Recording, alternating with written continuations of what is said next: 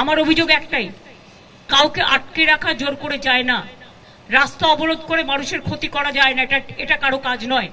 এবং এতে বাইরের লোকেরা আছে, টিচারের সংখ্যা কম, বাইরের লোকের সংখ্যা বেশি।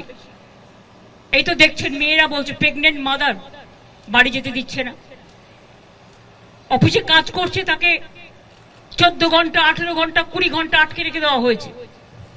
একটি মেয়ে পরীক্ষা দিতে গেছে, পরীক্ষার্থী, সে বারবার বলেছে আমি বাড়ি যাব, আমার বাড়ির লোক চিন্তা করবে, তাকে নামতে দেওয়া হয়নি, বেরোতে দেওয়া হয়নি, এবং সে ভয়ে লাফ দিয়েছে, তার পায়ে চোট আছে, সে হসপিটালে ভর্তি হয়েছে। মনে রাখতে হবে না, আগে আমরা মানবিক মানুষ, মানবিকতাকে শ্রদ্ধা করলে তাকে ভালোবাসা যায়, তাকে সম্মান করা যায়। মুখ্যমন্ত্রীর কাছে তো আমাদের দাবি ছিল যে আপনি আমাদের মাঝখানে আসুন। উনি একটা কথা বলেছেন দেখলাম যে এখানে শুধুমাত্র যোগ্যরা আছে তা নয়, এর মধ্যে অনেকে বাইরের লোক ঢুকে আছে।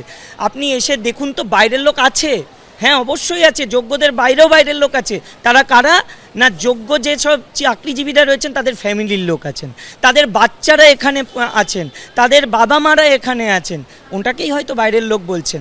আমার যথেষ্ট সিম্প্যাথি ওদের প্রতি আছে, ছিল এবং থাকবে।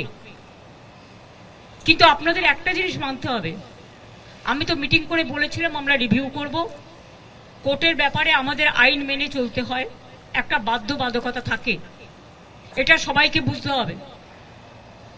এবং আমাদের দিক থেকে আমরা রিভিউ পিটিশন করেছি, যদি রিভিউ পিটিশন অ্যালাউ করে ভালো কথা। আমরা চাইব, আমাদের আইনজীবীরা চাইবেন তাদের মতো যাতে ওদের চাকরি থাকে, কিন্তু সেখানে কোর্ট যদি কোনো ডিসিশন নেয় তাহলে আমি বলতে পারি না যে আমি মানব না, কারণ কোর্টের ডিসিশন মানতে আমরা বাধ্য। কিন্তু সেক্ষেত্রে এখনো পর্যন্ত কারো মাইনে বন্ধ হয়নি, এমনকি গ্রুপ সি গ্রুপ ডি যারা টাকা পাবে না তাদের জন্য একটা স্কিম করে টাকা দেওয়া হচ্ছে। তার উপরে আমি জানি না, আমার একটা জিনিস খুব খারাপ লাগে, যারা উস্কাচ্ছে তারাই কিন্তু মামলাটা করেছে ওদের বিরুদ্ধে।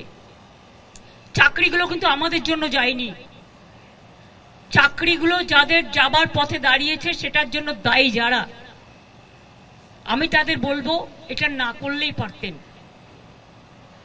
যারা চাকরি খেয়েছেন তারাই যদি আজকে, নাটের গুরুরা যদি আজকে তাদের স্বার্থ রক্ষার গুরু হয়ে যায়, সেখানে আমার আপত্তি আছে।